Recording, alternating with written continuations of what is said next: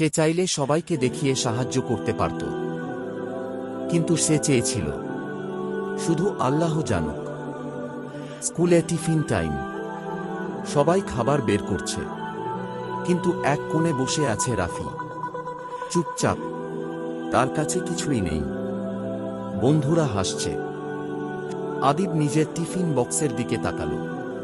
তার চোখে কষ্ট।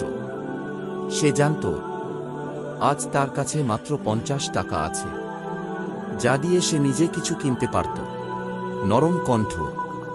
সে চুপচাপ বাইরে গেল, দোকান থেকে খাবার কিনল, রাফির ব্যাগের পাশে রেখে দিল। কেউ দেখেনি। রাসূল বলেছেন, মুহাম্মদ সাল্লাল্লাহু আলাইহি ওয়াসাল্লাম, এমনভাবে দান করো, ডান হাত যা দেয়, বাম হাত যেন তা না জানে। রাফি অবাক হয়ে চারদিকে তাকাচ্ছে।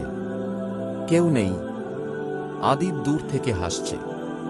মনে রাখো, সবচেয়ে সুন্দর দান যা লুকানো থাকে, কেউ না দেখলেও আল্লাহ সব দেখেন।